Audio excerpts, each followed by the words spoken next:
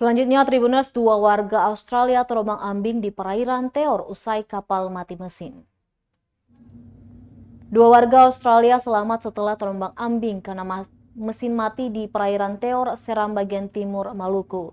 Kapal yak yang ditumpangi Smith Ashley dan Marcus Christopher itu berhasil dievakuasi pada Jumat 1 April 2022 sore.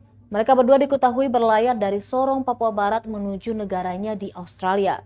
Tim SAR menerima laporan dari profesional guide Ponsius Mesak Rahawarin soal kondisi kapal tersebut pada pukul 4 sore hari.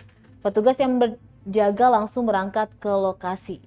Kepala Basarnas Ambon Mustari menyatakan mendapat laporan tersebut, pihaknya langsung bergerak cepat dari dermaga Tual menuju TKP. Setelah berhasil evakuasi dengan KN SAR Abimanyu, mereka langsung dievakuasi menuju Pelabuhan Tual.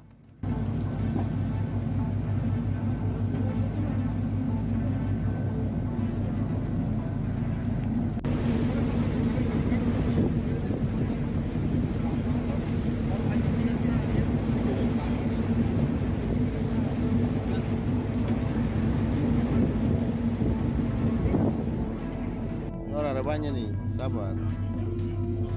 sabar Cimit, nanti sampai di sana selesai dulu baru potong kirim makan. Ada tanda amprak, nanti baru ini.